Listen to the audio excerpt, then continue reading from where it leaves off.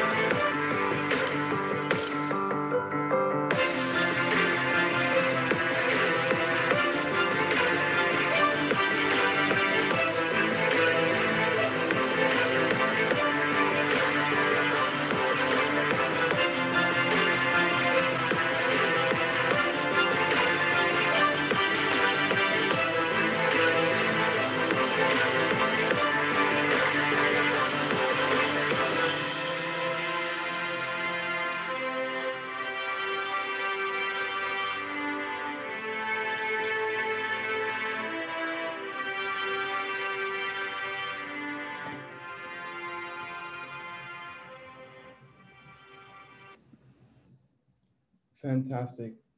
And a big thank you to our communications team for putting that together. That was a beautiful video. And I can actually see the chat. So if you agree, just let me know what you thought of the video. We're actually going to start communicating and going back and forth. This chat box is actually going to be used in our Q&A session towards the end of the presentation. And now I'm going to take just a few quick minutes to introduce our speakers for the day. All right. So one of the beautiful things about what we do here at the Bulb and what technology can do, not only for Africa, but also for the world, is enhance, modify, and benefit all of the fields that are already existing. Being able to think about health and think about the way that health affects us, honestly, without thinking about it, we are dead. But one of the quotes that you guys saw towards the end of the video was that the greatest wealth is health. thinking about how we can use artificial intelligence and machine learning to make this healthcare distribution faster, more reliable, and safer is why all of these speakers are here today. And so we're going to start with Yetunde Sanni. She's a prestigious robotics researcher at the University of Lincoln, and she's working on advanced robotic breast examination, an intelligent system that she's actually an ardent problem solver who's identified gaps between the health and robotics sector. She's dedicated so far 4 years of her career life to working as a software engineer and a technical team lead at Andela, and she teaches the basics of programming concepts to their boot campers.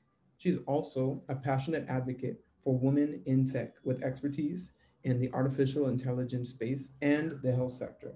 Yetunde Sani, we're so happy to have you as a part of our speakers today. Dr. Olufunmilola James is a radiologist expert, and she is a consultant to radiologists at Lagoon Hospital. With over 14 years of experience in radiology, Dr. Olufunmilola has demonstrated her expertise in the healthcare industry, consulting for different hospitals.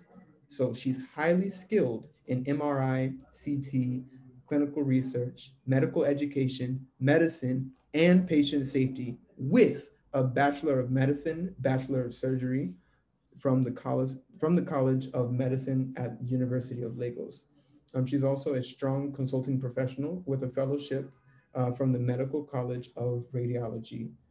Another well-skilled, this is an arsenal of skills and knowledge. We're so happy to have you here.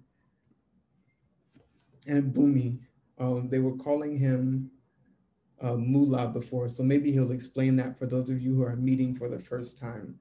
Bumi is one of our own data engineers here at the Bulb, and he leads out our artificial intelligence team. He's an experienced data consultant and the co-founder of Skyfire Digital, and that is a brand with a mission to provide custom digital solutions, technologies, and solutions for businesses to meet their clients' needs.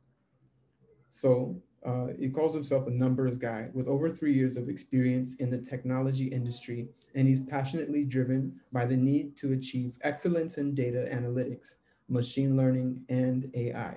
Bumi, welcome home. We're good. We're very happy to have you here, and we know that we're going to have a fantastic time. So now, the very first presentation, I'm going to hand over to Yetunde Sanni, and she is going to talk to us about machine learning, what it is, and why it matters. Thank you so much. Can you hear me? Yes, we can hear you perfectly well. Okay, I'm going to proceed. Oh, I can share my screen. Give me just a moment. I'm coming right to you. Okay, thank you.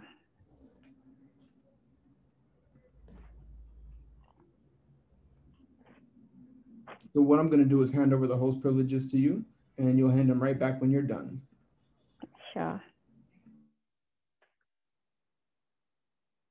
Okay, I'm about to share my screen, and please tell me when you see it. All right, we can see it. All right, thank you. Good morning, afternoon, evening, everyone, and thank you so much to the organizers of this webinar. It's my pleasure to share my knowledge on this topic. And I'm also aware that we have medical practitioners, so I will try as much as possible to make this concept simpler, especially for our non-technical members.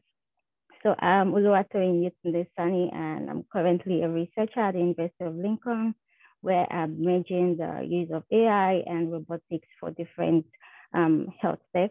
And as mentioned earlier, my current research is on building a robot that could perform palpations on a breast and can detect lumps and also ascertain if these lumps are cancerous. So now I'll proceed. I'll be talking about machine learning and why it matters, especially for the healthcare industry. So what is machine learning? And as I proceed, I'm going to be using the word ML for machine learning. So when you hear me say ML, it's just an acronym that is commonly used to describe or to say machine learning. So ML is a branch of artificial intelligence. And what does artificial intelligence mean? It's basically when we are trying to give a system or a machine an intelligence that was not built naturally. If we take, for example, a child that is growing up, is naturally growing with the environment, the child is exposed to different things in the environment. And from that, the intelligence of this child is nurtured through classroom, through formal education, and even informal education in various places that they find themselves. And why it's called artificial is because in this case, what we are giving it is some information that we have, a bespoke information that we have created ourselves. And this can be given to a system. And this is why we call it artificial intelligence. So machine learning is actually a branch under artificial intelligence where we are now building intelligence with the use of data. And this data gives experience to the system or to the machine such that the intelligence is built through the use of data. So machine learning is heavily focused on data. So I'm going to quickly give a brief example of how machine learning is applicable. I believe everybody may want to own a house someday. So this is why I have chosen to use this example. So for example, if we have a real estate seller who is into sales of houses and properties, they determine the price of the house by different factors. It could be the year it was built, or the location of this house, or the number of rooms, if it has an home, or if it is home office friendly, if the structure, if it is a 4-bedroom or a detached bedroom or a duplex or a bungalow, and the size of each room. And some other factors that I have not, of course, put on the screen are what can make a house be, say, at this price or at that price. The prices of a house may differ because of the different factors that contribute to that house. And one of the ways that machine learning can come in is when we have a particular data set that we have the features of a house and the price of that house. I believe if we're gathering, so for example, if we've been gathering data set of how the features, we gather the features of a house, and then we know the price that that house was sold, we can actually now use this information to train a machine learning model such that even when you give this machine learning a new house information that the real estate investor have not come up with a price, the machine learning would have a good judgment to actually say, this is the price that this house should be sold for. So this is what machine learning is about, building intelligence from data specifically. And we have 3 major divisions of ML. I said ML because I said 3 divisions because there is also some other part that I may not include, but these 3 are the major divisions of ML. We have the supervised learning, we have the unsupervised learning, and we have the reinforcement learning. Now, I would briefly describe each of these divisions, but all of them actually fall under what we call deep learning. And deep learning is an approach where we are now trying to mimic the brain. Although I'm not a medical practitioner, I'm not an expert in the health sector, but deep learning is actually an architecture that has been modeled with how the neurons in the brain are able to, activate and get deactivated. And this is these 3 divisions actually can be in architecture. So the first division that I'm going to talk about is the supervised learning. And as I mentioned, because I know that we have non-technical people among us, I have chosen to use this picture to describe what supervised learning means. And so, for example, what we see here is a father and a child, and they're in the kitchen, and the father is trying to teach the child how to, cook, or, as we see, cut the pepper that we see, but let's say basically cook. And this is just a brief summary of what supervised learning is about. It's a training-based learning. And what this means is that we have a data set where we have it labeled. What does it mean that it is labeled? This means that just as the father is teaching the child, the father is telling the child, this is pepper, this is carrot, this is salt, this is sugar, and when you have, this is tomato paste, let's say they're cooking jollof rice. And so the father tells the child, given these inputs, when we combine it together, we have jollof rice. So the father is literally taking the hand of the child and teaching the child by labeling the ingredient and saying, this is what the output would be. It's the same thing as supervised learning. I will go back to the house prices, for instance. That is an example of a supervised learning where we have some features that describes an house. And given these features, we can have an output, which is now the price of the house. And this is what supervised learning is about. And that is why it's called supervised, because in this case, we have labeled the data, the input, and we have labeled what the output should be. Now, in unsupervised learning, we see these two children, the parents are not with them. And this an example or a perfect scenario of how to describe what unsupervised learning is that, so imagine you are in the kitchen. This time around, you've put the ingredients of the jollof rice in the kitchen, and you just throw your child in the kitchen and tell your child, you know what, I want you to, do something with what I've given you. And without telling the child, you're just standing by the door and you're just watching the child find the patterns. You're just watching the child make mistakes. Maybe the child will put sugar in the jollof, for example. But you're just watching the child do these things without any supervision, without telling the child, like, this is what you should do. This is the next thing you should do. And this is what unsupervised learning is about. You are throwing the data to the machine learning and you're saying, you know what, just find the patterns in this data. A good example of how unsupervised learning is done could be in patient grouping. So for example, you have data of patients and you just want to group them by, oh, maybe this particular patient are prone to this kind of disease, or this particular patient needs some kind of monitoring or some upkeep where you're constantly sending messages to them, maybe because they have their ancestors or their grandparents have some terminal diseases or something. This is unsupervised. You throw the data to the model and you say, you know what, just find the patterns, just give me an output that is meaningful. Now the third one is reinforcement learning. I will try to be slow in this one because this is a bit complex. Unlike unsupervised learning, in reinforcement learning, we don't have any data at all. So it's like when you throw your child in the kitchen and instead of bringing the data set to the table where you are saying this is, you've put the ingredients on the table. This time around, the ingredients, you have many ingredients in your kitchen, right? But in unsupervised learning, you have tried to bring out what the child needs to make jollof rice, and you just put it on the table and say, you know what, this is all you need. In reinforcement learning, you are not putting anything on the table, but the child is in the kitchen and they are meant to figure out what to do. You have not told them that you have yam, you have rice, you have spaghetti, but what you want is actually jollof rice. But you have not told the child, I want jollof rice. You just put the child in the kitchen and say, just try to start making moves. And when the child, let's say you have a cupboard that has yams, you have another cupboard that has rice, and then you have another cupboard that has spaghetti. The child is in the kitchen and you're standing there by the door and looking at the child. When the child opens the cupboard for the yam, you do like, maybe you give them a sign like, no, it's not yam that I want. When the child opens the cupboard for the spaghetti, like, no, I don't want spaghetti.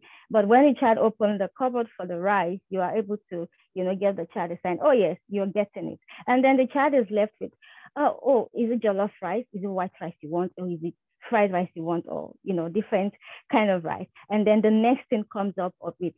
Okay, should I be bringing out tomato paste? Of course, if you're cooking fried rice, you don't want to use tomato paste.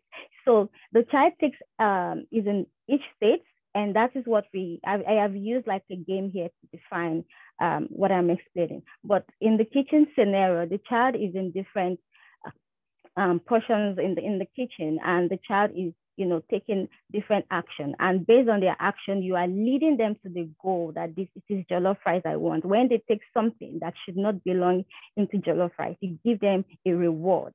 So this is where feedback comes in, where you're giving the child feedback for each action they're making, and the child is an agent, and the child is in a state, the child is in an environment, which is the kitchen, and each state is when they proceed to this cabinet, or when they open this wardrobe, or when they open this other thing, or when, different actions that they are taking, they are in the different states, taking different actions.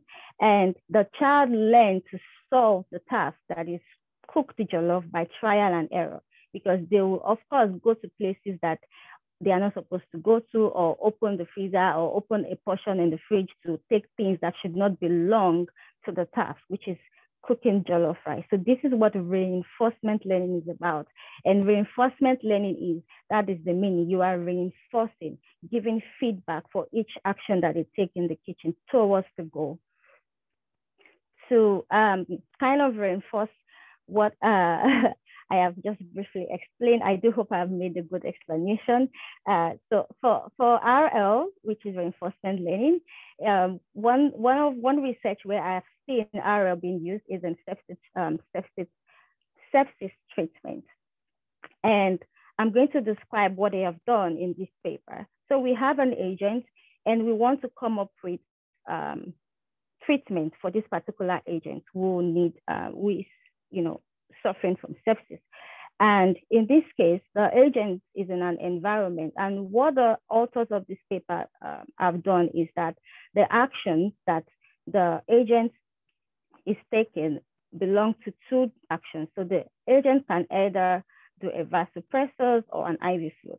And I made some research. I found that the vasopressors are actually used to maintain blood pressure in patients with sepsis, while IV fluid is actually an extra fluid that helps keep the blood pressure from dropping dangerously and avoiding the patient getting into shock. So these two are like actions that are taken when a patient is in a critical situation suffering from sepsis. And the agents randomly take these actions, and the feedback that makes the agent know if they are taking the right action or taking the different combination of the action is what is the feedback is called the SOFA score. I also made some research on that. Is an assessment to assess sequential organ failure, because sepsis can actually lead to organ damage. And with this combination, when the agents take different actions, the state that the agent is actually is combining different measurements of the IV fluid or the vasopressors. I don't know much about this, so I'm sorry if I'm making some medical errors, but the agent is measuring different, taking different measurement of IV fluid, taking different measurement of, maybe different levels of the vasopressors. And with that, it's able to get feedback if it's taken the right value or the wrong value. And the feedback is how the agent learns. And the feedback here is a score, which is the SOFA score. So now that I've given an overview of what machine learning is about, why does machine learning matter? Let's talk about, before I start, giving more information about what you see on the slide, let's talk about software development. Let's take Facebook for instance. On Facebook, if you are not signed in, when you go to facebook.com, it shows you a page of where you put your username and your password, and then you sign in, or it tells you to create an account. These are hard-coded, specific instructions that we have given to a program. In this case, you can't come on Facebook and say, you know what, it is my name and my father's date of birth that I want to put into the system, and you must give me an output, and you must log me into Facebook. There is a defined set of instructions for that particular page. And the instruction is that put your username, put your email, and if both are right, we'll log you in. That is what you see in software development. They are hard-coded. You can control, this brings me to my first point, 1A, which is you can control or know the inputs to the program. So every the guy who is behind the scene, who is building that Facebook webpage, knows that you cannot get into our system. We control what you give us. It is either you give us your right username and password and you log you in, or you are off. However, this is not in the case for when it comes to machine learning. We can't know all the possible inputs. For example, when we are gathering data set, we cannot, let's say we are gathering the data set for a house price prediction. We can't actually gather all the data sets in the world that, so the scope of all the possible inputs and all possible scenarios is not always known. And this is where machine learning comes in. The 2A is that you can always specify how the program will achieve its goal. That is, when you put your username and your password and it is right, the goal is that you get into our system. If you don't, that is how they are specified their program on Facebook or for other websites where you have to log in. If you are not putting in the right thing, you are not in. You have specified how it should work. In 2B, in machine learning, you can't always specify. For example, like I said, when you are doing a patient segmentation, clustering group of patients in different groups, you can't always ascertain that this is the goal. Because in unsupervised, you're actually not saying this, you're just saying, you know what, I just want it to be intelligent and I want it to find patterns for me. Now in 3A, you can always map out what decisions the program will make and under what conditions it makes them. Like I said in the Facebook, I'm getting some feedback. Is there any problem? Can you still hear me? I just want to be sure I'm still being heard because I'm getting some feedback. Yes, we can still hear you just fine. It seems to be just a few users. So we'll work with them by the side. You can continue. Okay, all right. So as I was saying, in 3A, you can map out what decisions the program will make. That is, if the username and password is wrong, you tell the user, what you're putting in is wrong. But when it comes to machine learning, we use a lot of stochastic and probabilistic models. And when it comes to probability means probability, like it's not certain. And there are some times that we have difficult problems where probabilistic models are actually the best solution to it. We use a lot of probabilistic models in robotics, but I wouldn't want to, diverse into that. Now, for the last point that I have, when you have a software in 4A, you can always test your program and be confident that the inputs and the outputs are known. So, and what that means is, like I said, on Facebook, you can always say, you know what, the input is that when you give us your username and your password and it's right, we take you straight to Facebook. You don't put in your username and your password and then it takes you to google.com or it takes you to Twitter. When you're on Facebook and you put in your username and it takes you to Facebook. If actually they wanted to go to Twitter, they can actually specify that, but I mean, they wouldn't do that anyway. But if Facebook say, if you log in, then we'll take you to Twitter, they can actually do that if they want.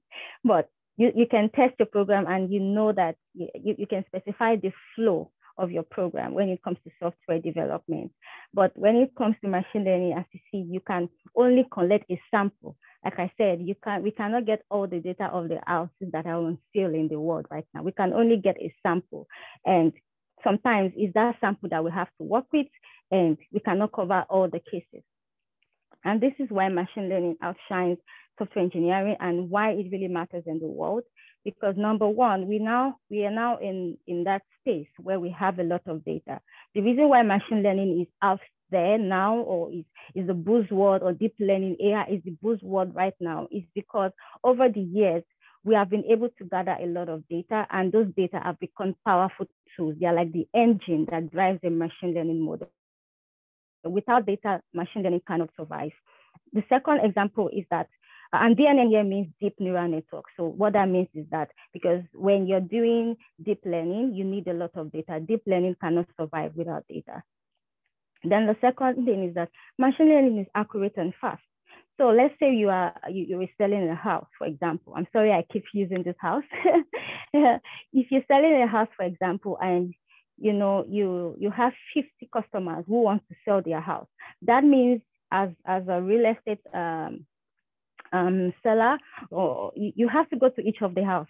look at the features. You just have to, look at the features and everything, and then you do some brain work to actually calculate how much should this price be. And you can imagine going to 50 houses.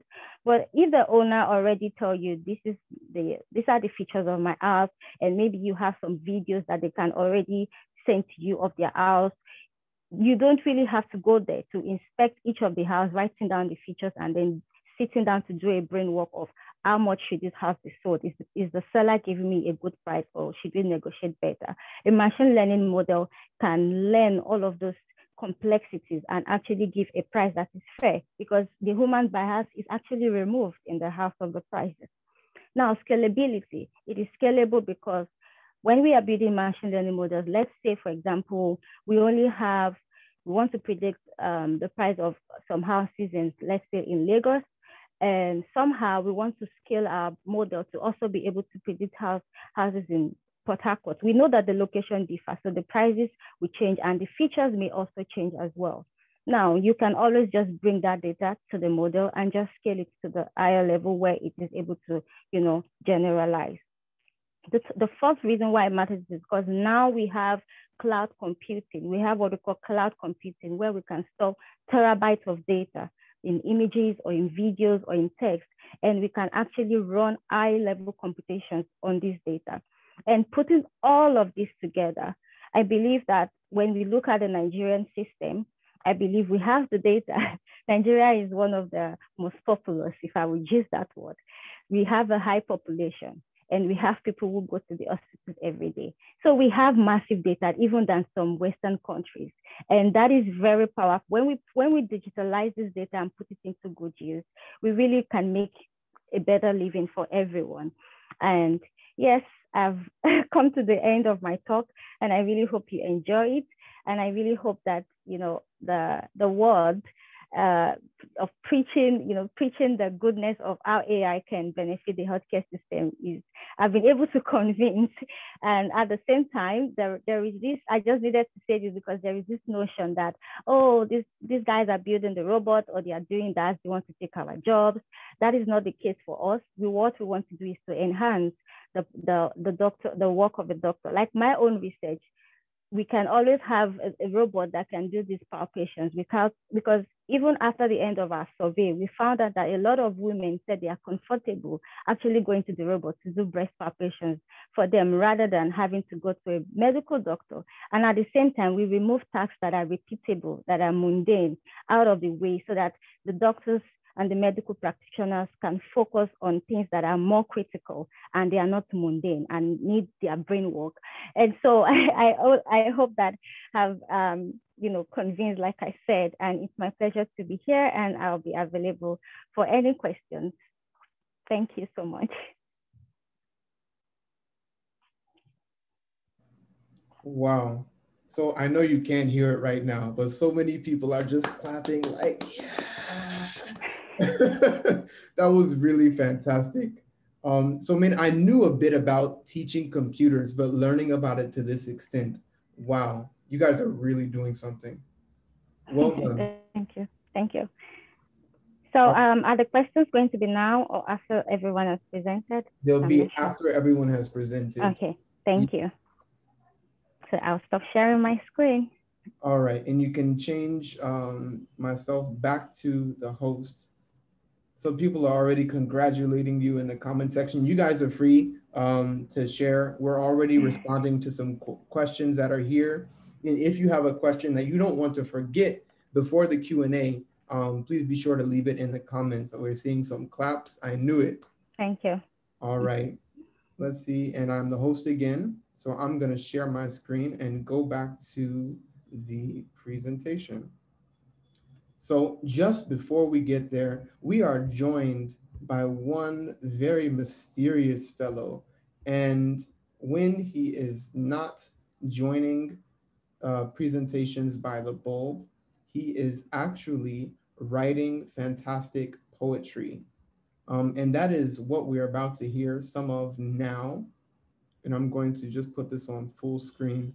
And so if you see a gentleman named Mirza in the general participant area, just know that he is the mastermind behind what we are about to share now. Here we go.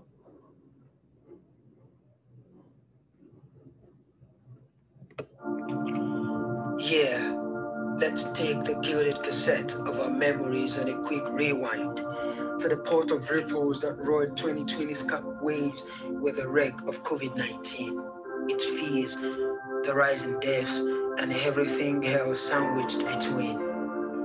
It was last year that humans lost their nostrils and mouths when the world and things therein went south.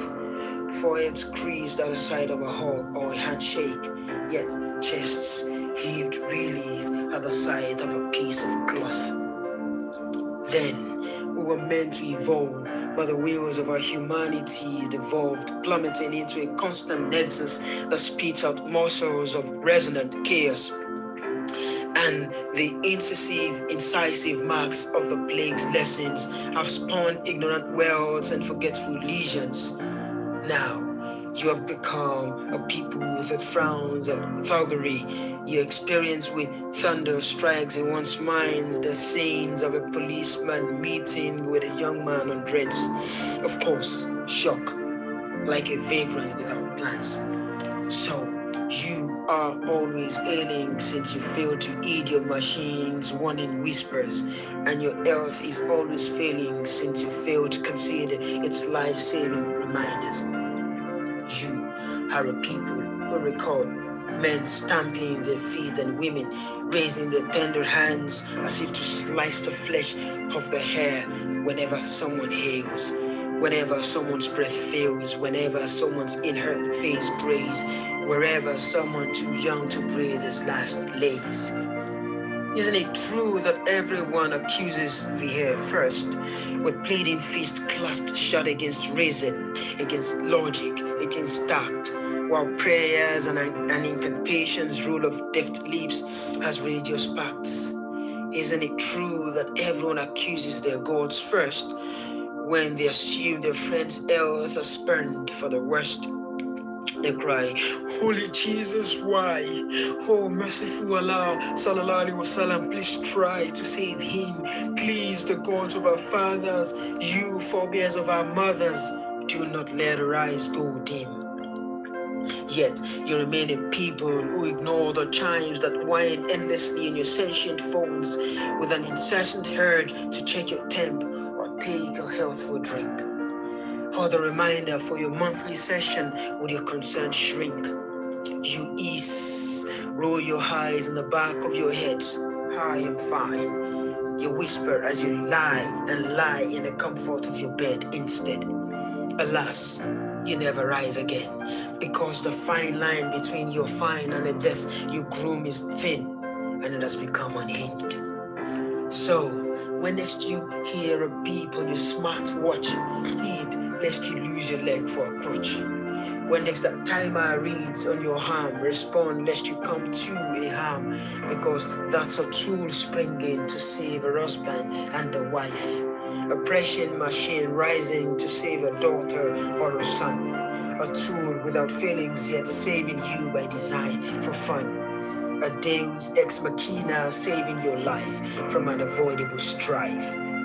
So, dear people, even when I stand alone, I will have the support of one mind and a soul mine. And for these new dawn, I will say a prayer once this age of Thomases and naysayers have passed.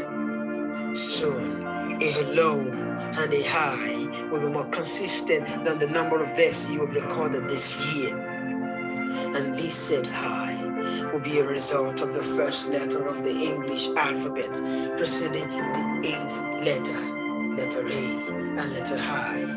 And then, if you and I believe, there shall be more bleeps in place of a bleed. There shall be more beeps, pum, pum, pum, in the place of a hard flatlining, pum, on a sick bed. Wow. Hey, hi. It sounds exactly like artificial intelligence, AI. But your sadistic teachers frown. Your Wow, wow, wow, wow, wow, wow, wow. That was, I was not expecting that. That was very good. All right, so there's a second video. We are gonna play that after, let's see. We are gonna play that after the next speaker goes. Mirza, Mirza, my man, that was fantastic. I don't know if you guys all caught what exactly he was talking about there, but we'll find out when we get to the Q&A session.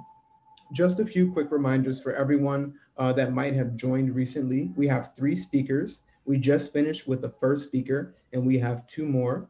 The next speaker is Dr.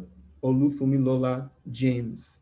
And once she's done, we'll have one more spoken word session leading into our final speaker, which is Bumi Balogun. And once he's done, we'll open up to our Q&A session. Before the Q&A session, you are more than welcome to post your questions in the chat box. You can let us know what you're thinking. And if you raise your hand, unfortunately, we cannot get to you until the end of the presentation because we want to make sure that we keep the time. We are so thankful that you're spending time with us and we want to respect your time. So I hope that our resident doctor is ready to begin sharing these practical applications to machine learning. Dr. Olufunmilola, are you with us? Yes, I am. Good afternoon, everyone. I can't share my screen, so you might need to, yes. Yes, I do have access to your presentation. Give me just one moment. Let's see if I can find it again. I'm gonna approve. Uh-oh. Okay, this might be a little tricky, but what we're gonna do is you'll just let me know when I need to go next, okay? Okay, that's fine. All right, I'm gonna stop sharing my screen because I need to open my email for the link to your presentation. But while we are doing that, I want to just make her a host. She said that she cannot share her screen.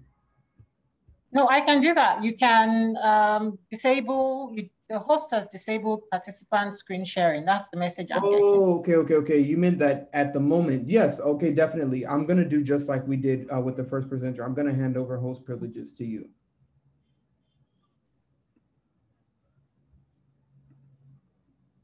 All right. You should have those now, and you are free to go. Okay, thank you. So thank you for having me here this evening. Good evening, everyone. My name is Dr. Olufunmilola James. I'm a consultant radiologist and the head of radiology and laboratory services at Lagoon Hospital. For those of us who don't know what a radiologist does, so I use imaging, X-rays, MRI, CT scans to diagnose medical conditions. So today I'm going to be talking about the practical application of machine learning in the global medical industry. So let's dive into the presentation. Okay, so Yetunde did a fantastic job talking to us about machine learning, and she's basically talked about most of what the things that I would have been talking about at the beginning of my presentation. And when we talk about machine learning, it's all around us. So from the self-driving car by Tesla to Google personal assistant to even the movie recommendations that we get from Netflix. And like Yetunde alluded to, the key thing for machine learning really is data. So it's one of the most common forms of artificial intelligence that trains computers to be able to perform their own thinking in different situations. So data is fed to machines. Machines can then analyze this data and learn from it like humans do. And then they can use this data to perform tasks without the need for direct instructions and programming. And the beauty of machine learning is that over time, as more data is collected, the algorithms, they would improve their accuracy without actually requiring more programming. Why are we interested in machine learning in healthcare? So if you imagine, if you needed to do a study, say 10 years ago, you would have to go and read through loads of case notes, because back then we're still using paper notes and case files, and manually collect all that data.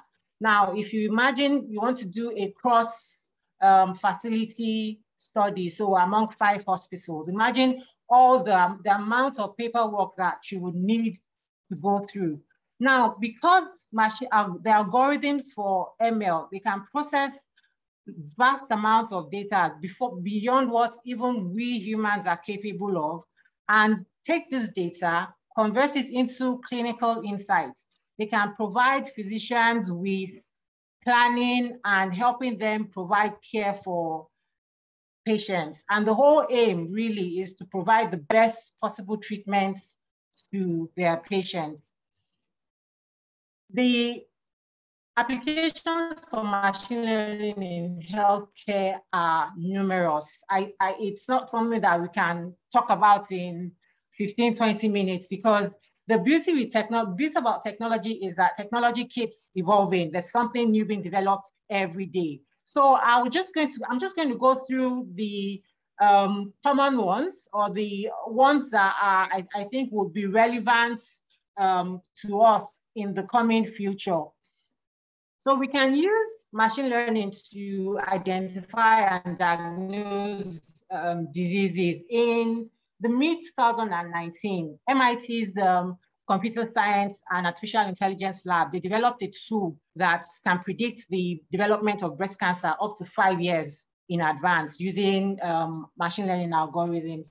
In Stanford University, they also have a database of more than 130,000 pictures of skin diseases that they used to develop an algorithm that can identify skin cancers, even far better than dermatologists. Now, imagine that, where you have a computer that can tell you that, oh, this is a skin cancer, even better than a doctor who is certified. There are algorithms nowadays that can help to speed up and give you more accurate breast cancer diagnosis. So healthcare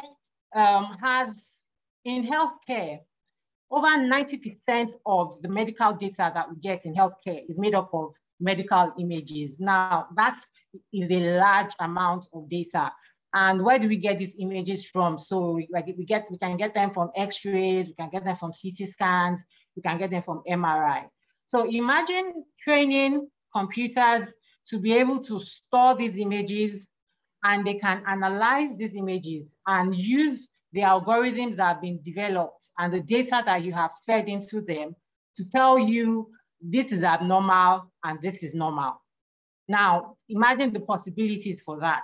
Now, most people would say, okay, so if computers can do that, then what is the use for having doctors? Now, there's a wide variety of conditions where we can use algorithms to make diagnoses. And it's not going to replace doctors, but rather it's going to augment the practice for medical doctors. So if you're in a busy practice and you're seeing over 1,000 X-rays, but 1,000 chest radiographs, and you have a machine learning algorithm that can identify patients that have an enlarged heart, now that is already done, and that takes out some of the pool of work that you need to do. We can use machine learning also in orthopedics to pick fractures in patients that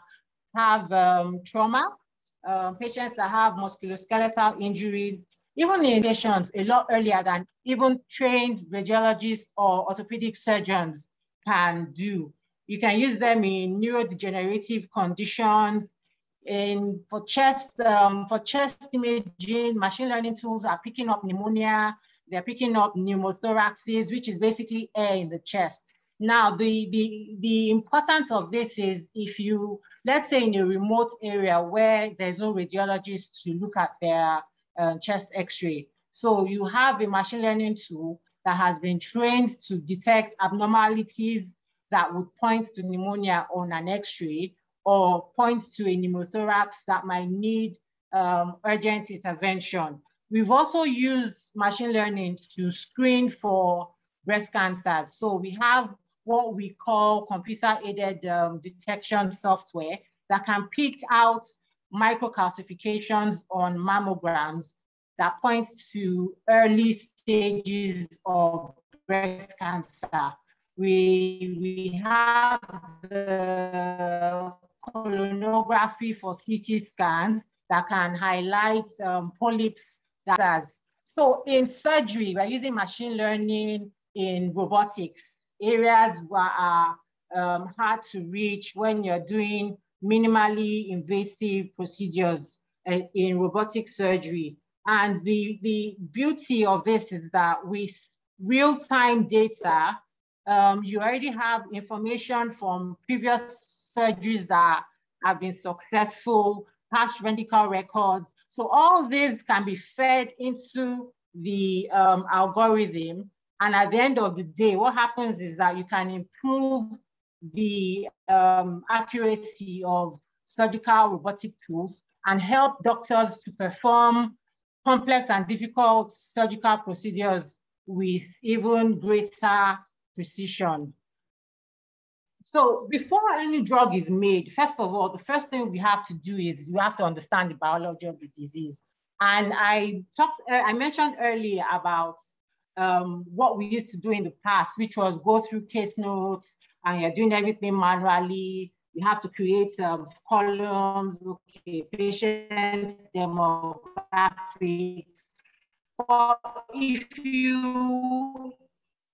you're developing drugs, you're investigating, processing huge amounts of data.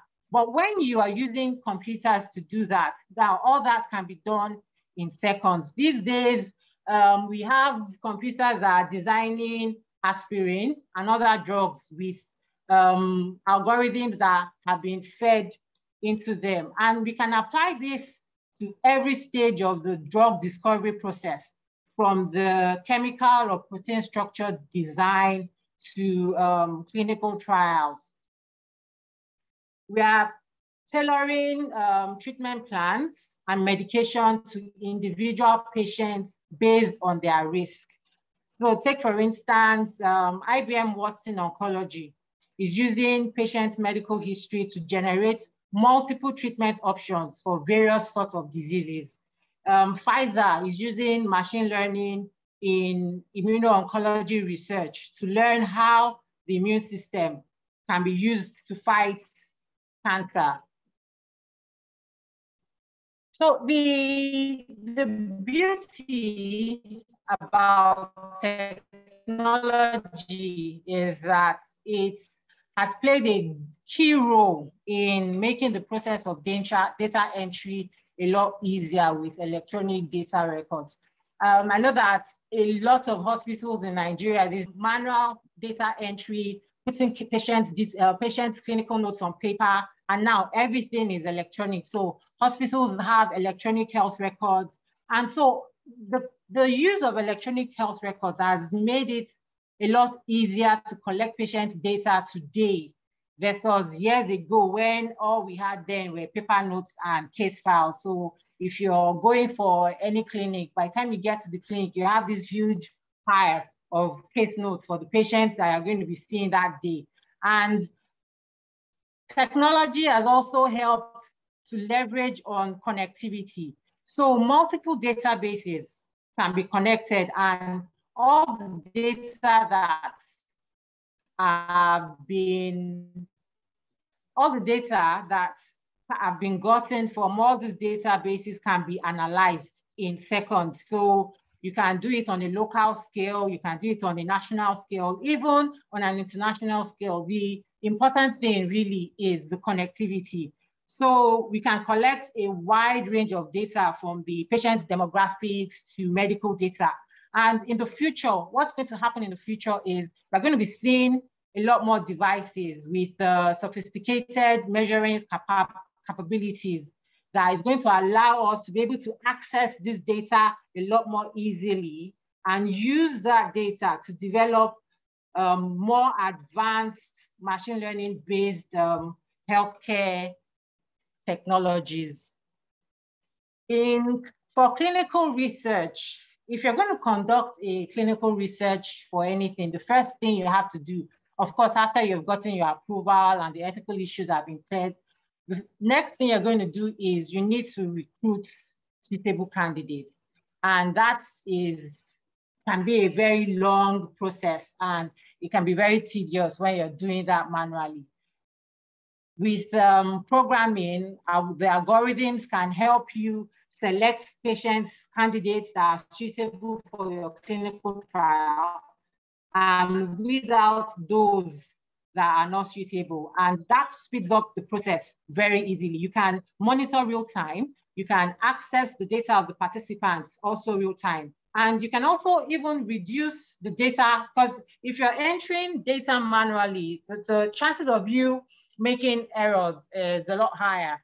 But then if you're using electronic records, so that will reduce the data errors that you make or you can get. And the important thing really at the end of the day is that you have faster, you have cheaper and more accurate clinical trials. Treatment recommendations are being automated by training computers or algorithms to monitor patients' parameters, to recommend medication doses and treatments, and to even detect abnormal conditions that might need intervention. So patients that have a medical condition and that is being tracked, that data is going to be entered maybe every day or maybe 2 times a day, and their clinicians can follow that data. And then if the algorithm is also trained to recognize that, okay, this BP of 150/90 is higher than normal. Okay, this is what we're going to need to do. If you have a BP that is 150/90, this is what you do, and this is what you do. If it's 200/100, that is an alert. This is what we do. So that is the beauty of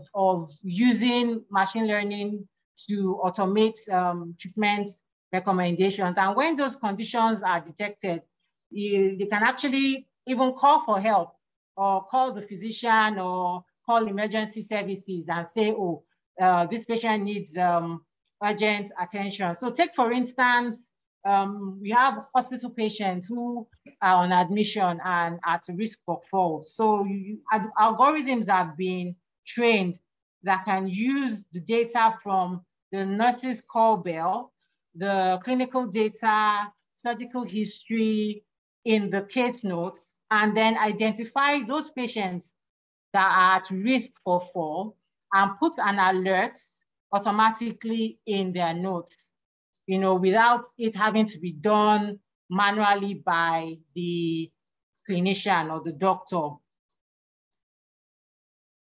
So imagine remote monitoring now. So you have a patient who lives maybe 10 kilometers from who lives very far from the nearest from the nearest hospital or the nearest healthcare provider. And these patients, their healthcare providers can actually monitor them without them having to come into the hospital.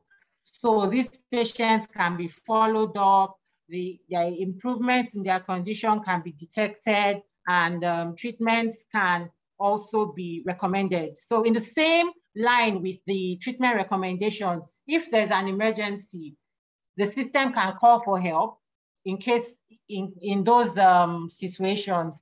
So like I said, the use of machine learning in healthcare, it's infinite.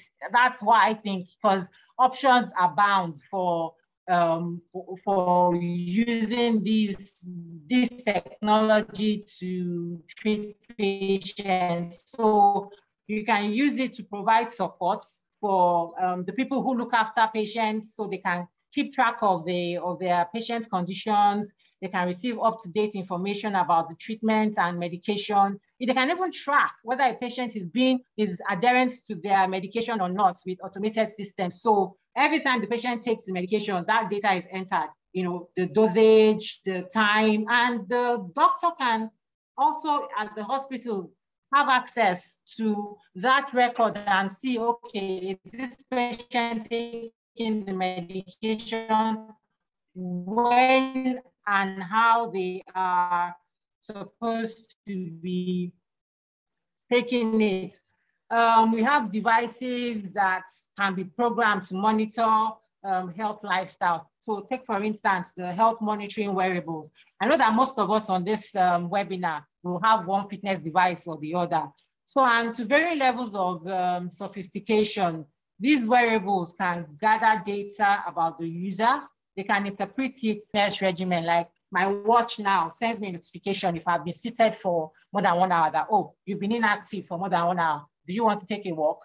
Do you want to take do you want to stretch or something? So that is artificial, that is machine learning actually.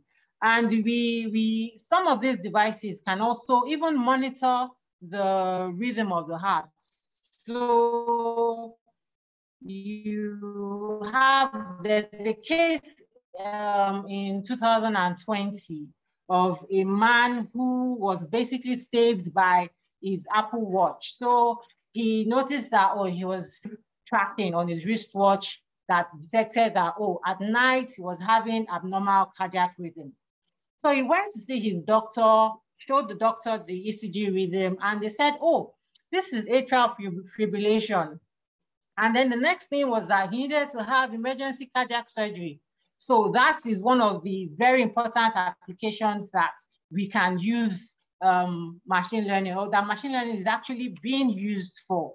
Now, Blue Dots is a Canadian company that developed a disease outbreak software. So what the software does is it monitors patterns across the world and can raise an alert if there is a disease outbreak somewhere. Now, the interesting thing is that 9 days before WHO released the statement about the emergence of a novel coronavirus, Blue Dot's software actually had raised the flag that there was this pneumonia, a cluster of pneumonia in Wuhan, China. Now, imagine, the wide implication of what we can do with that kind of software. So for outbreak predictions, data can be collected from everywhere, social media accounts, from satellites, from website information, from hospital records, and that can be used to track and monitor disease outbreaks globally. Which all this, the key thing with machine learning is that you need to have data. And this now brings us into the ethical issues of machine learning in healthcare, because what we are essentially dealing with is patient information. So while there are improvements to healthcare efficiency and patient care delivery, there are also issues when you're thinking about, okay, patient information is being shared. And we all know that there are laws that govern the release of medical information. So we'll talk about, okay, informed consent. How do we get the consent of patients that, okay, their information is going to be shared? Patient confidentiality, that has to be maintained.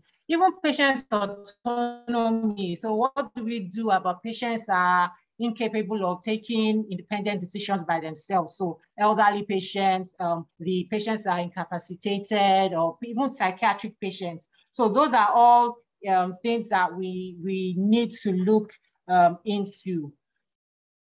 Another ethical area is the area of patient safety and outcome. which is very, very important, because at the end of the day, all the treatment recommendations, the treatment plans, all the outputs that we get from these algorithms is dependent on the quality of data that we actually feed into the algorithm. That's what's going to determine how reliable our output is. And we all know the popular computer science algorithm that we learned in secondary school, garbage in, garbage out. So if you are feeding in erroneous data, you're going to get erroneous outputs. And then that could potentially lead to making misinformed medical decisions that could then ultimately affect patient outcomes. So those areas are areas that would need to be looked into when we talk about the ethics that surround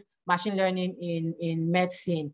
And that sort of ties into the challenges that we might face. So the first challenge, like I said, is the quality of data. So your data that you're imputing has to be sound. And then how we have a heterogeneous healthcare data from wide variety of sources. How do we merge all this data together? And then how do we train a good machine learning model to process all these varying data? So hospital A, electronic record is in this format. Hospital B's electronic record is in another format. How do we train a machine learning model to use all this information, make sense of it without having a unified electronic health record? And same question is that when AI, machine learning started gaining ground in medicine, people will say, oh, are machines going to replace doctors? My answer to that is no, because there is something called the art of medicine. And, patients are always going to need that human touch, the caring, the empathetic, the compassionate relationship that they have with their doctors. And there is no algorithm, there's no AI that can ever replace that. Sure that everybody on this call has had us like a family member. There is no AI that can replace that. And that is what doctors, should take from technology in healthcare, is that it's going to become a tool, that we can use to improve ongoing care and make our patients better. Because at the end of the day, even if an algorithm is going to say, oh, there's a pneumonia on the chest x-ray or something, at the end of the day, even that is still going to need to be vetted by a radiologist. So I'm going to end with this quote that says that AI and machine learning, what it allows you to do is basically to find the needle in the haystack. So thank you very much.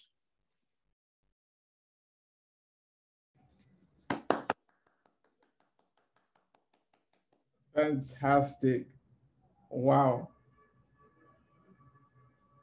So I think you can hand over the host privileges and we will continue to move forward.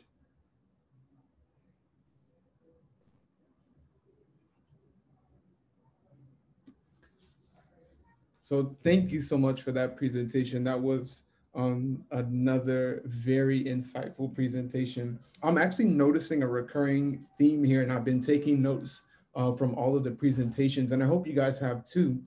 But is it true that a lot of people are really worried about these artificial intelligence and machine learning applications taking jobs? I hope it's clear to everyone that's actually here that the role of these machine learning applications and all of this is actually to enhance the work that is being done in any field and not to actually replace people. So as we continue to learn, I think Bumi will be the next person after we hear from our poet again, sorry, if you could just hand over or can I reclaim it? If you could hand over the host privileges, and then we'll go back into the Okay, presentation. I think I've done that. I think if you highlight my name, there should be an option for more, and then it'll Or give I you the can't. option. Let me see. It's no problem. So just a reminder for those who may have recently joined. Um, Beautiful. Thank you so much. When we are done, you actually get to ask your own set of questions. And so you can hear from Dr. Olufunmilola, and also our first presenter, Yeri as well. So it is now time for the next video, and we're going to pull that up right now. And so this is the second piece of poetry from our resident poet today, Mirza. Here we go. Hey, hi. It sounds exactly like artificial intelligence, AI. But your sadistic teachers frown, your renowned tutors shake their heads, seeking to clamp down, raising their baritones to spill a vehement no. Because they think hey hi is a bye-bye to all that they and you know. So, because of your fears and your ill-found pride, because you will be deprived of your giant strides, the ones that people used to worship you for, like gods of your fathers who have come before. You cried out in dismay, filling people's minds with tales of your ceaseless disgruntled remarks, the ones that leave you chained to that iron cast of ignorance and misinformation, to your retrogressive past. So you say, shall we place our salvation in tools that have no soul or heart?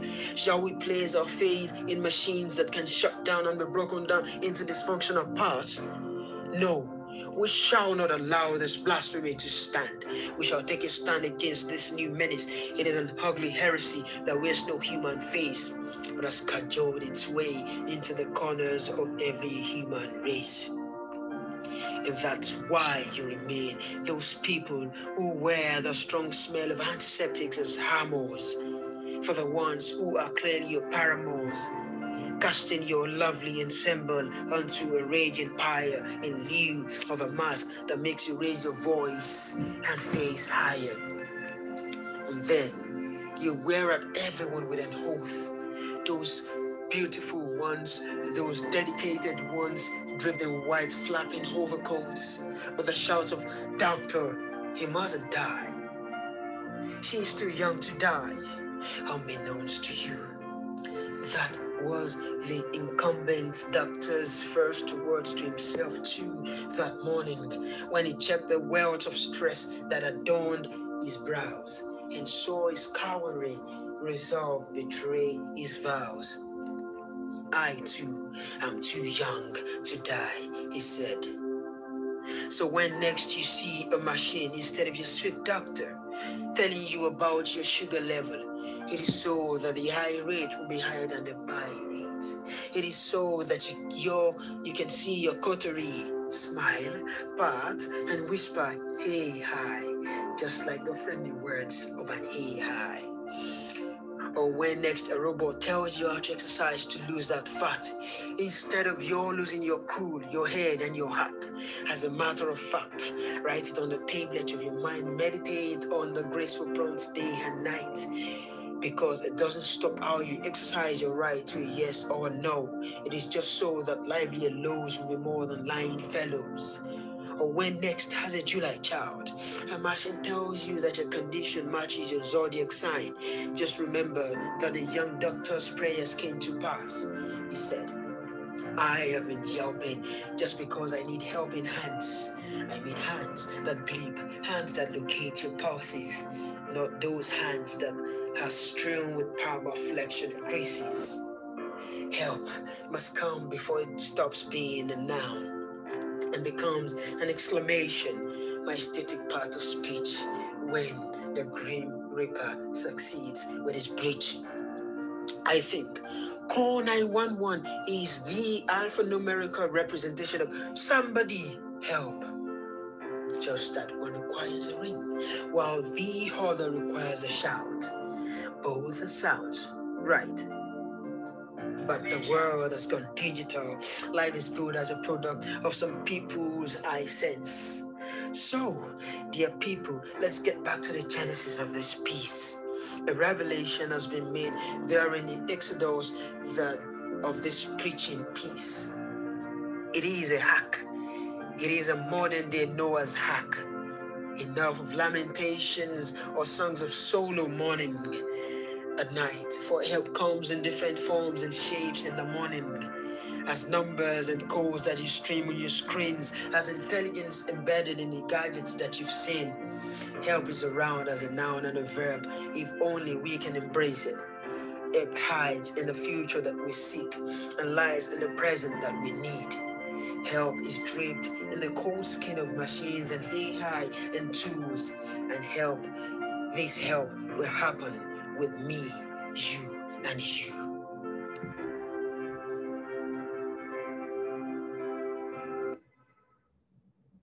Beautiful. There we go. All right. And we're back. That was the second piece of Help is the Short Form of Emancipation, a spoken word poetry by our artist Mirza. And so far, we have heard from Yetunde Sanni, who has spoken to us about what is machine learning and why it matters. And one of the big takeaways from there was how we can actually teach computers to help us make all of these medical records more available. And Dr. Olufunmilola actually drove much deeper into it, learning how electronic health records can actually be digitized, and it will be easier for us to connect with multiple doctors at the same time and to get results for tests that are done even quicker. And those are just a few of the applications of artificial intelligence. And I hope that you are all excited as we move into our final presenter. That's Bumi Balogun, and he's going to show us how actually using machine learning will solve real healthcare problems here in Nigeria. So, Bumi, I'm going to hand over host privileges to you, and you can begin. Once Bumi is done, we're going to move into our Q&A session, and we hope that you guys will be ready with all of your questions. All right, thank you, Shay. No problem. You're good to go.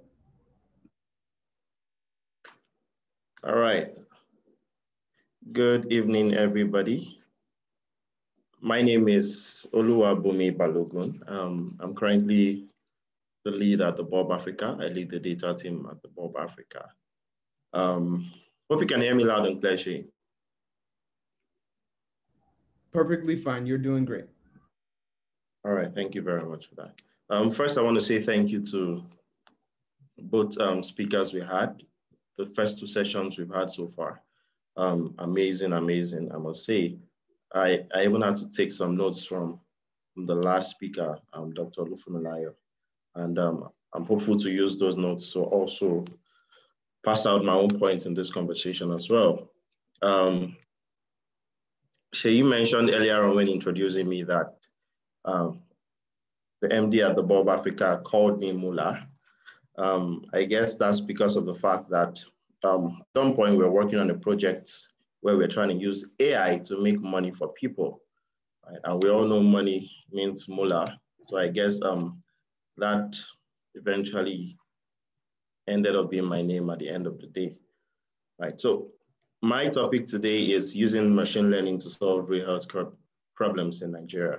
I'm going to first of all start by saying that this is not to refute the fact that machines and algorithms will take over the jobs for doctors, no.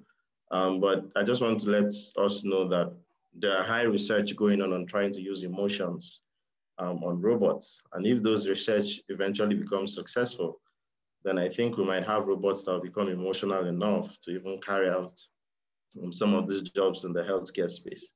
But again, they are not taking our jobs. They're not taking the jobs of the doctors. Just to let that, us to know that as well. Now, the first question will be, what are the healthcare problems in Nigeria? And I highlighted a few of them. We have the fact that there's inaccessibility to quality healthcare. There's corruption, there's malnutrition, there's poor health infrastructure, fake drugs, insufficient financial investment, and lack of sufficient healthcare personnel. Everyone is trying to, the word japa, everybody wants to run away from the country. So leaving us to, as a nation, struggling a lot with getting professional doctors to always be around, because again, the healthcare system is one that everybody is struggling with. So these different phases of challenges in the healthcare system are what I'm going to be addressing.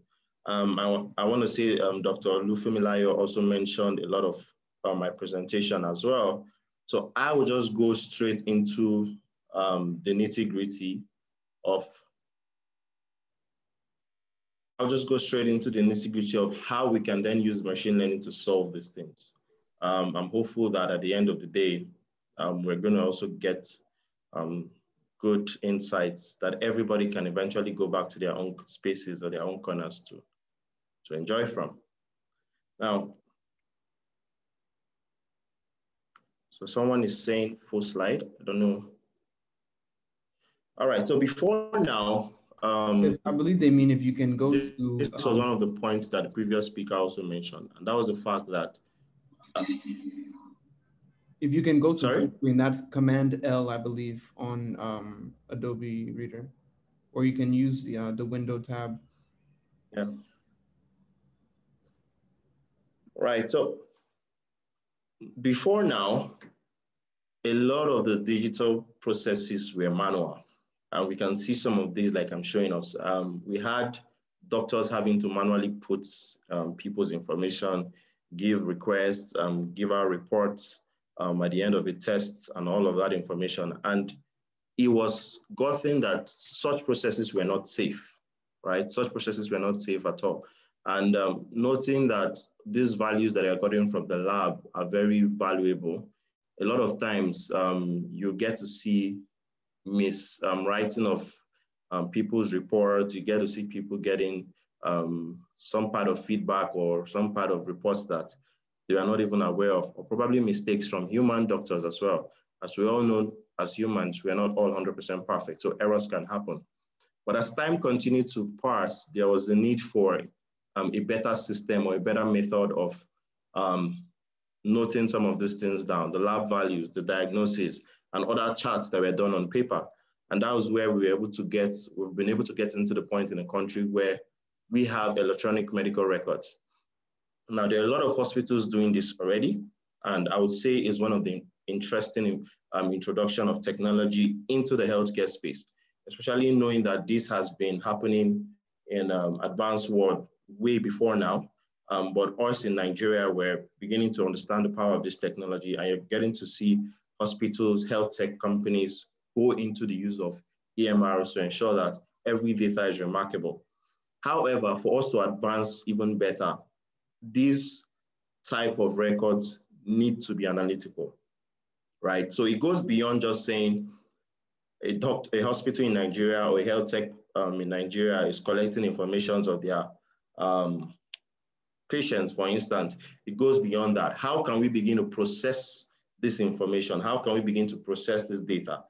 With the help of machine learning, this can become feasible. Now, imagine you walk into a hospital and this is probably a hospital that you frequently visit, and you've been given the opportunity before now to probably onboard on an EMR system, and all of your information is on that system.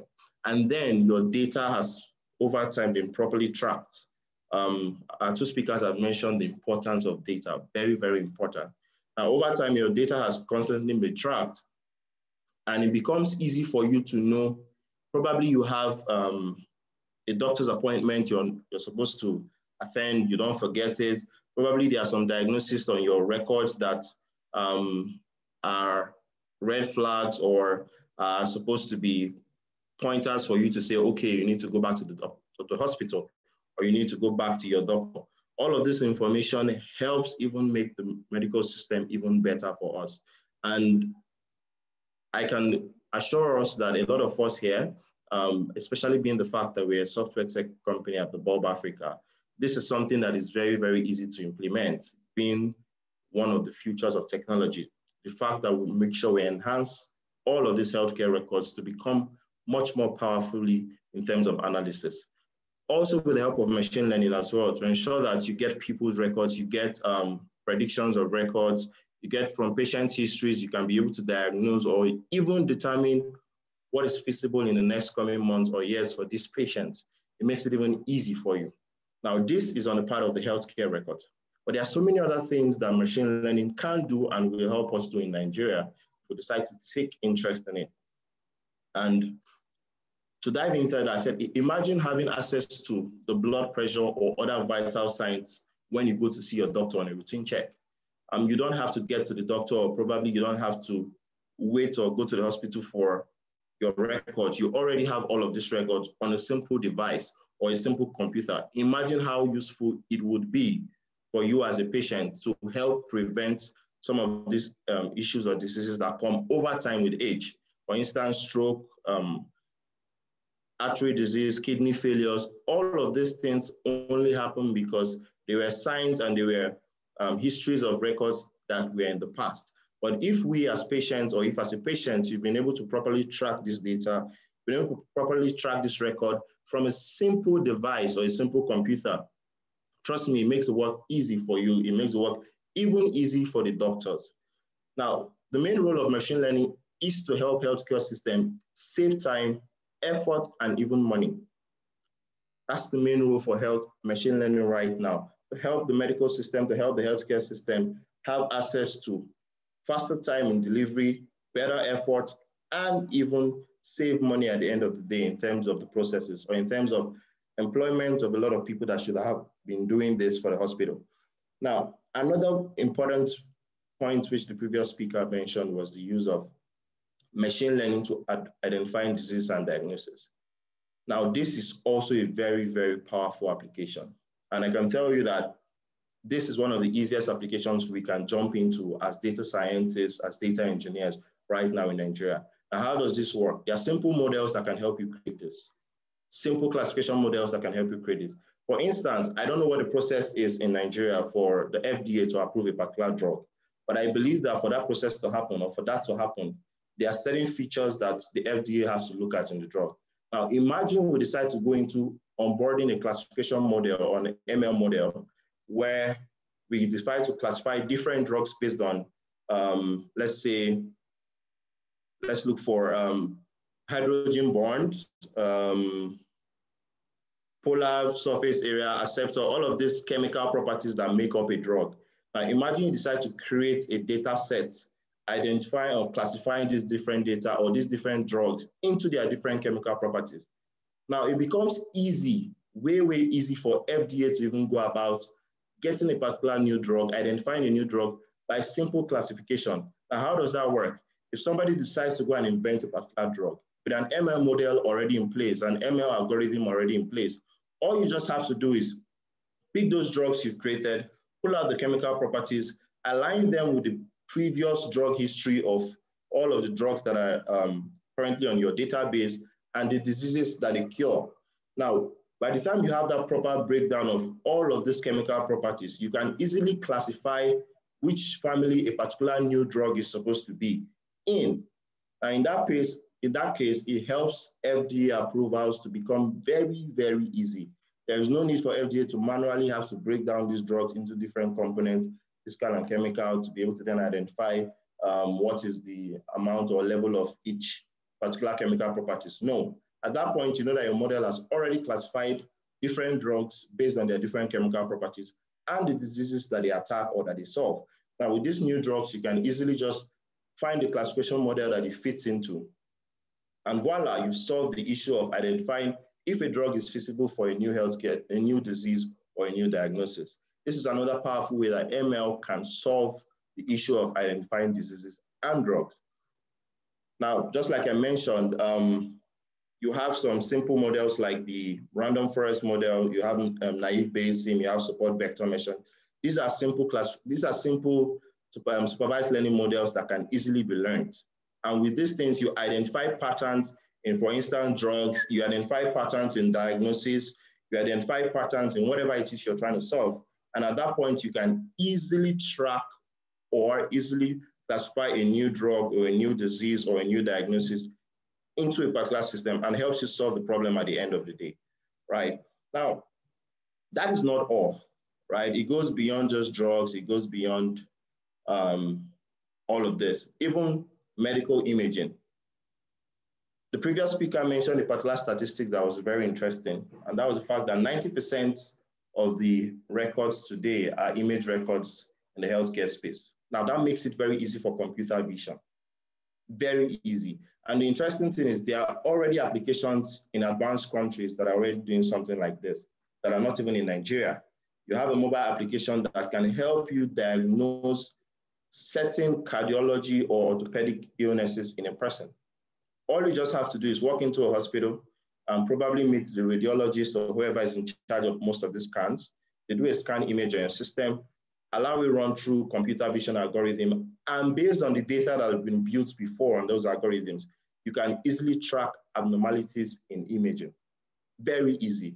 All of these things are already in place in advanced countries, but we can decide to bring it into Nigeria as a country to help our own infrastructure become better. Beyond that, this is another sample of a brain system that's already being built, right? It's also a system using image diagnosis as well. But then lastly, for me to round up my point, I thought to myself and I said, one of the easiest ways we can even start in this country is to have a crowdsourced data collection. The previous speaker mentioned that imagine you're going to do a fertility test across a cross-fertility something across 5 different hospitals where you have to jump from one point to another. In the financial industry, like for instance, in Nigeria, you have organizations and institutions that are known for accumulating large amounts of data, the likes of the bureaus and all of that. Why don't we have that in Nigeria? Now, imagine we decide to put together a concrete or a well-structured data collection system in Nigeria where you have a lot of healthcare issues, a lot of healthcare data put together. Now, this would also be a very, very great introduction into the Nigerian healthcare system, right? So I'm going to stop at this point. My own part of the presentation was just to give us some insight of some products or some solutions that can be built easily while trying to solve the healthcare problems in Nigeria. I hope I've been able to pass a good point to us. Thank you and see you at the Q&A session.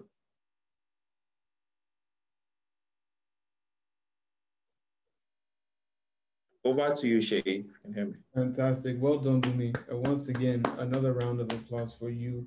And not surprisingly, we still have the majority of our guests. Thank you guys so much. I'm glad that we've been able to deliver so much value to you. And I know that there are many questions that you have for our presenters. And if we had the time, we would go into breakout sessions where you could each ask for the particular presentation that really interested you. But time is short. We're going to do just 2 questions per presenter, 2 questions per presenter. We're going to give you some notes about our next webinar. And from there, we're going to wish you goodbye. And you can always connect with us on every one of our social media platforms like Instagram, Facebook, and LinkedIn, as well as YouTube, where we'll upload many videos about what we do at the Bulb and how to get involved. Fantastic presentation, Bumi, Dr. Olufunmilola, and Yetunde Sanni. So it is now time for questions. If you have a question, feel free to unmute your mic, state your name, and let us know what you would like to know.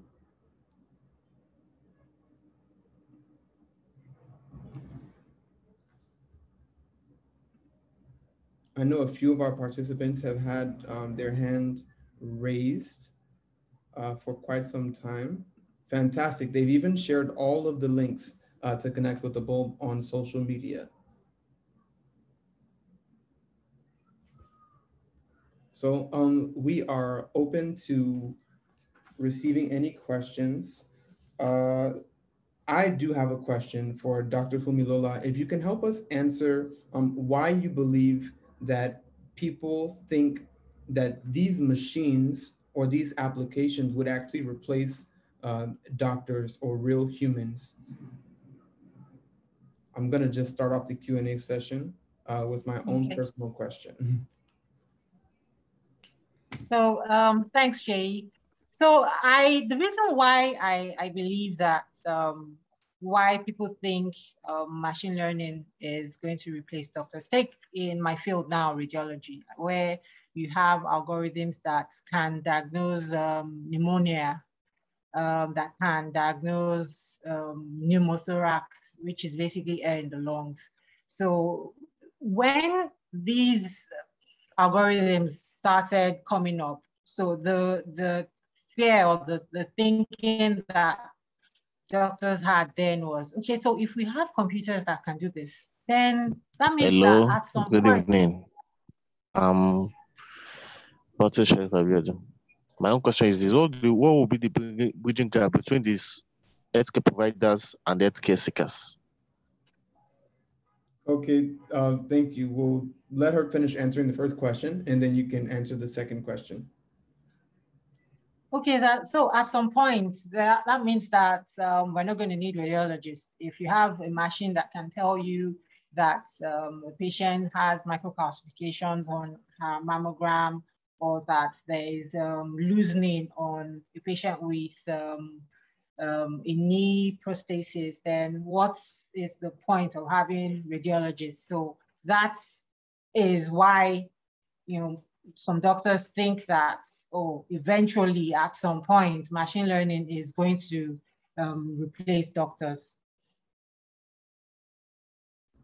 All right, and what do you think personally about that? Personally, I don't think so. Like I said in my presentation, I believe that it is a tool that we can use to make our work better. Because even if we give machines data, large amounts of data, and they can make diagnoses, like I talked about the quality of the data that you're imputing into the algorithm.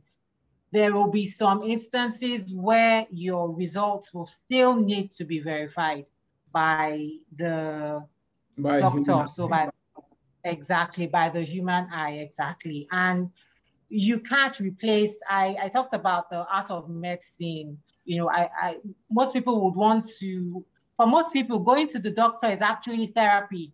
So they don't necessarily have anything wrong with them. They just want to go and talk, you know, sit down and, oh, doctor, my back is paining me. I have this, I have that. And they're not there for the complaints. They're just there for that empathetic. They just want someone who's going to listen to them or nod their head. Okay, don't worry, just take this, you're going to get better. So that is not going to be replaced. And for a lot of people, that is the key components of why they seek healthcare. So while we can leverage on the advantages that machine learning can give us, that part of medicine is something that will still be there. It's irreplaceable. Exactly, yes. Thank you so much. So I'm not sure if you heard the full question. I believe it was the person named Sharon for Life that asked, if I'm correct, the time that it takes for a diagnosis to get from the patient to the doctor. Was that the question? Yeah, that's the question. Thanks. All right. And so that's okay. open. Yeah. So that's the beauty nowadays that we have electronic medical records. I remember back when I was doing residency and a lot of our reports were written manually. So you had your work list for the day, and when you're done, you have to sit down and start writing your reports on paper.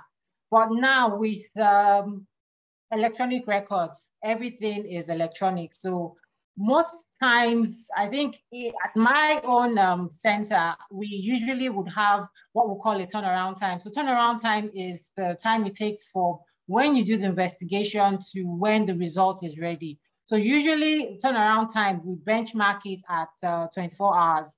So, but for emergency cases, less than 15 minutes. But even that 24 hours, it's a benchmark, but we almost always will fall below that 24 hours. So in some instances, the doctor gets the report instantaneously. So I finish an ultrasound scan, I tell the patient, okay, go meet your doctor in 15 minutes time, and the results will have been uploaded on the electronic medical records. That's the beauty of technology. So that 2-day delay, 3-day delay where the paper has to be filed, it has to go to the secretary, they have to take it from the secretary to the records, it has to go into the patient's case note. That has been eliminated with technology. Wow. Wow. That's beautiful. All right, so we want to open up for at least 3 more questions. There was a question that was asked by Ayobami Limo, and the question is, how does one get onboarded into the Bulb Academy? So this isn't related to what we've talked about today, which is machine learning and AI in healthcare, but the answer has been shared in the chat.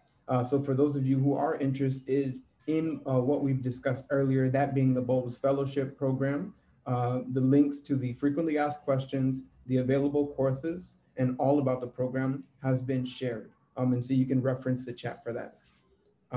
Hello. Time. Go right ahead. Olamide. Yeah.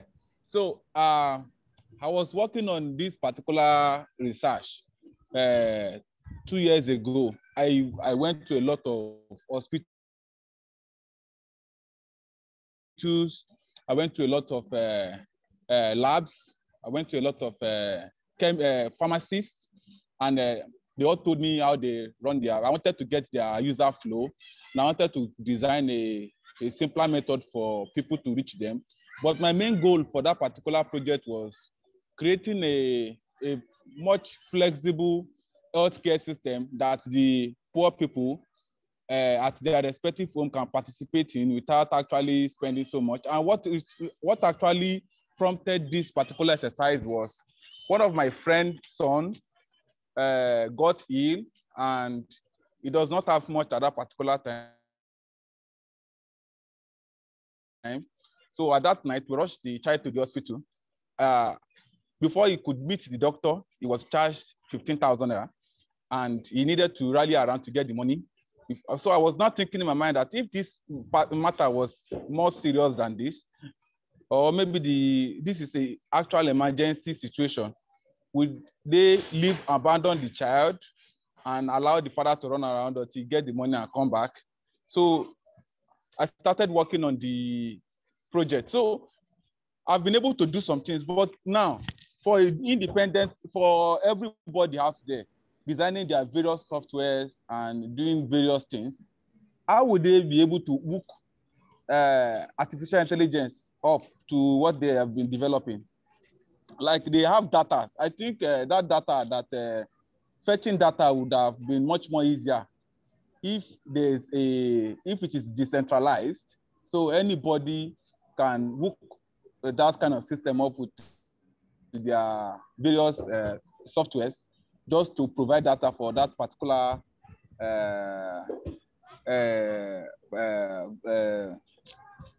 ML that you are building. So something like that. Okay, so was that your full question? Yes. How would the independent, let's say the general public of Nigeria, for instance, those people that are interested in developing health applications, how would they be able to hook the ML from the bulb up to their own softwares, so the software can, so the ML, so the training can happen from there, so they can be with getting data from that particular place on a decentralized platter, something like that. No problem. So I believe that Dr. Fumilola would be best to answer it, but if you don't mind, if you can just, what is the word I'm looking for? It's not embellish, but if you can patronize us to explain a few of those words that he mentioned, like decentralized, just for those who may not really understand, and any of those other words that might need explanation to fully flesh out your response, please.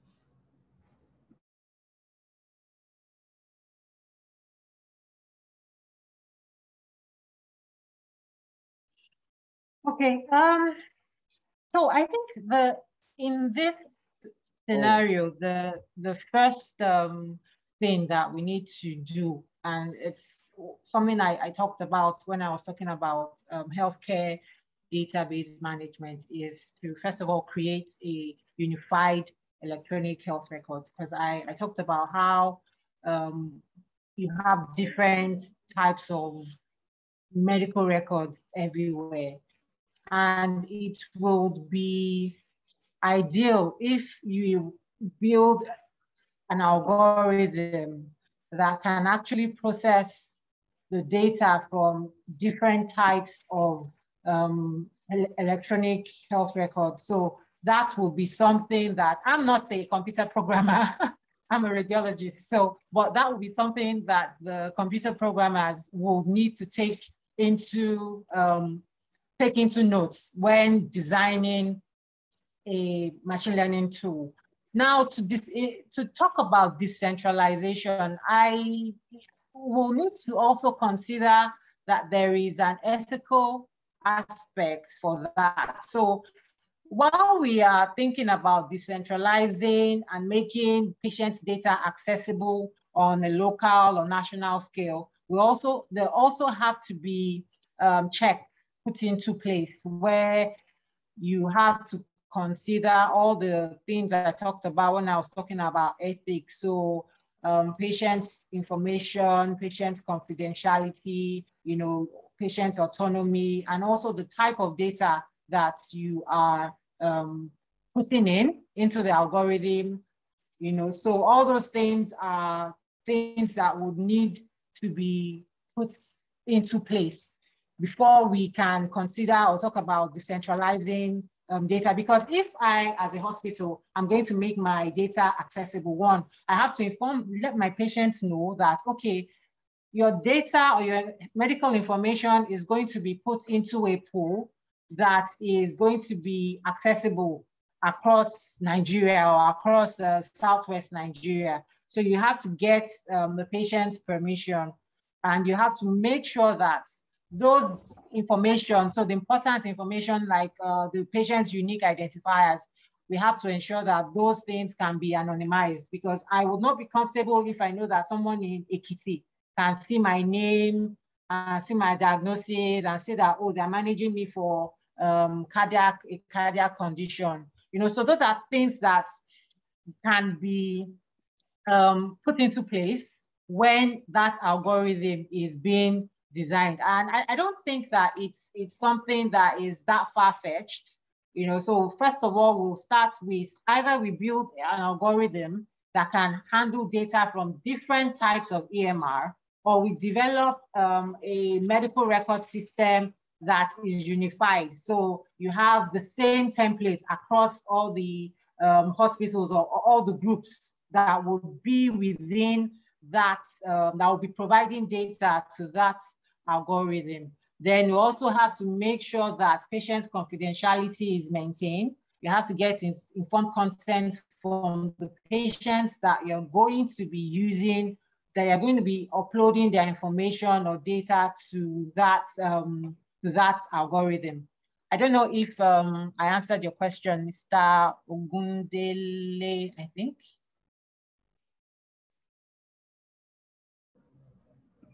Yes, you were able to answer it. What I meant by decentralization is not actually exposing the data.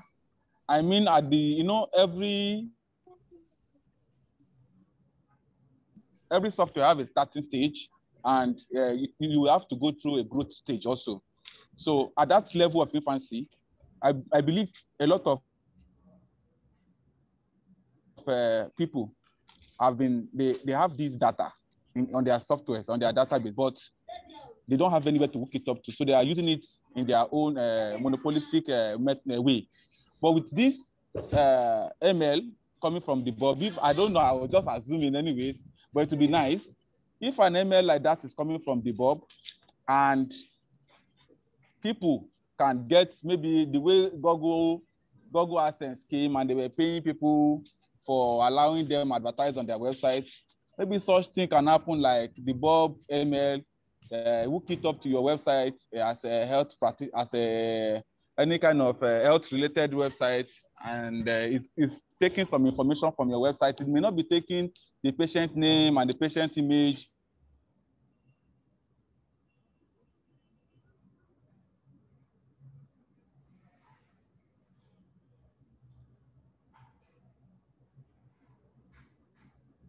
You may just be taking the character to further improve your the patient will be providing will be richer.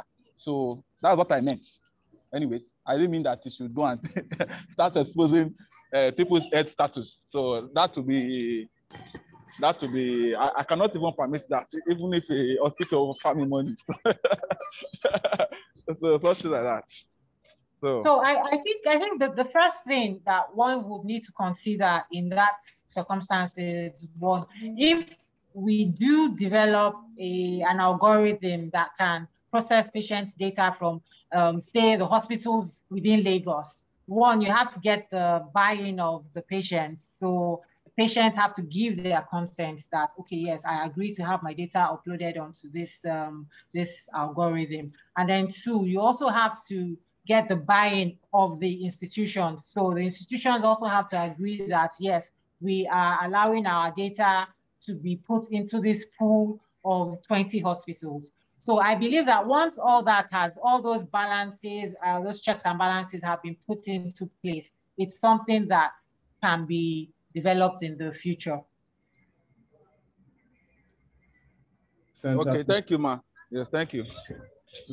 I believe that you've actually beautifully answered that question. So in the interest of time, everyone, we are going to try and wrap up now.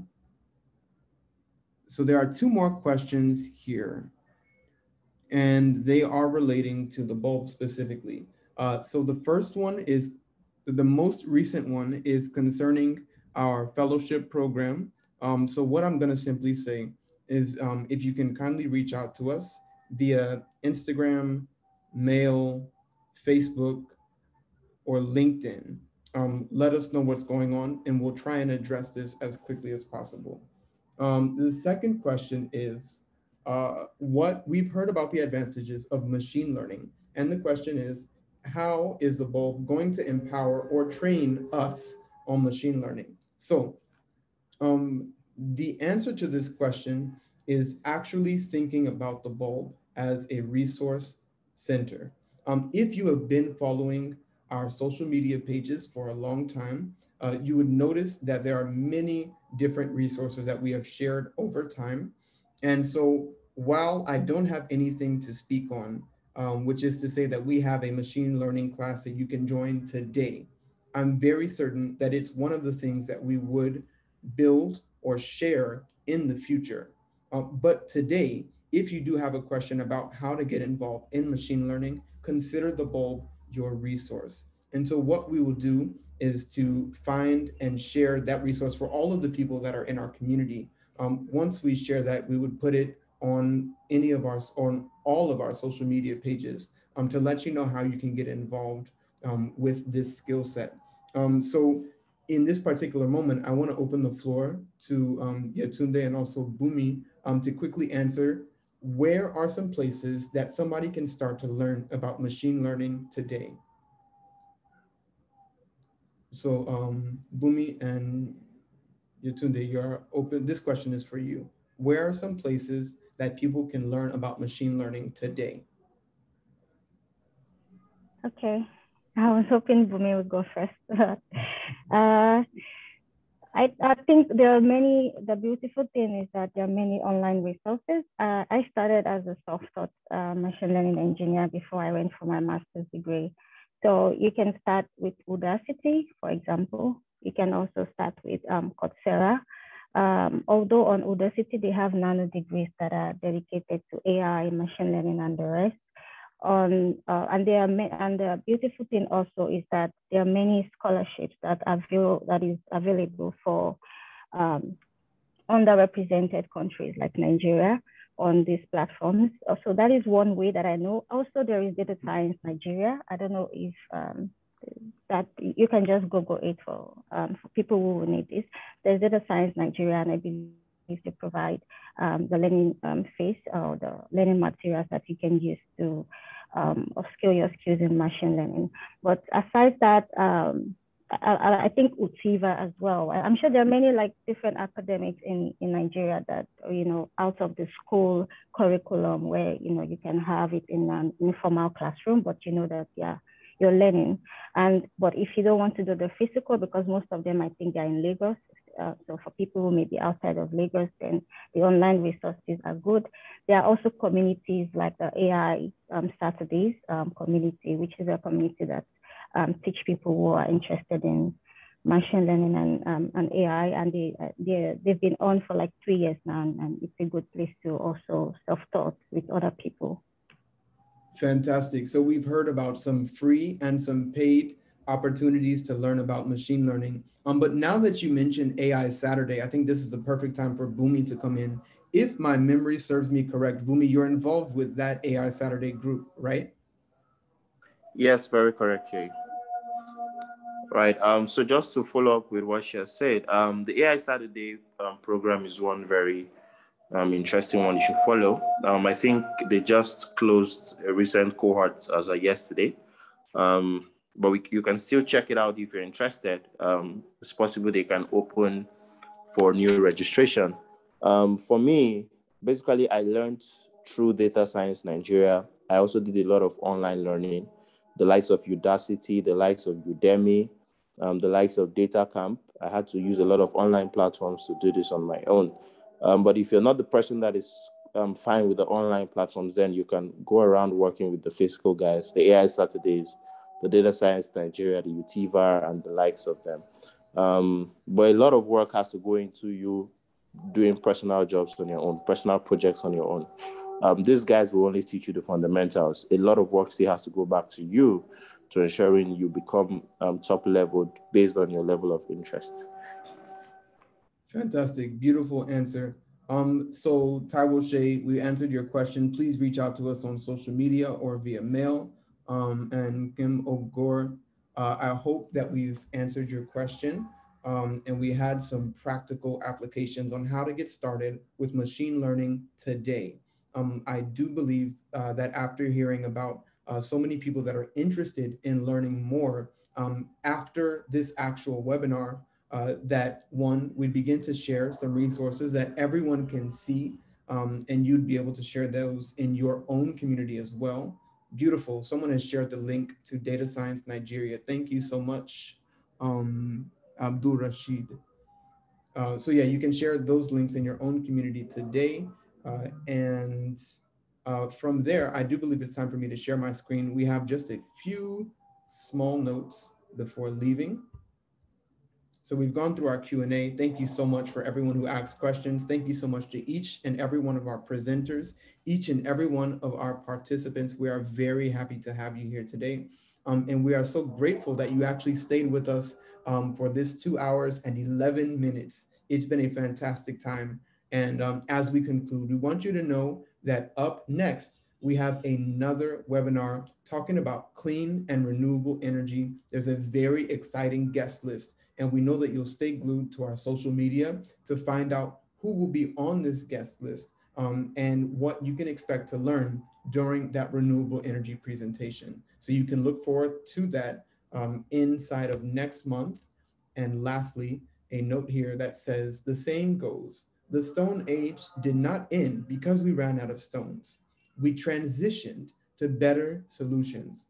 The same opportunity lies before us with energy efficient and clean energy. So thinking about what we're preparing for in the next session, and even what we just learned about today, we know that we are constantly evolving, we are constantly transitioning into better, faster, and more efficient ways of doing things. We thank you so much for joining us today, showing interest in this presentation, and also letting us know about the things that you're curious about, which has informed all of the presentations that we've set up until the end of the year. So thank you so much for being here.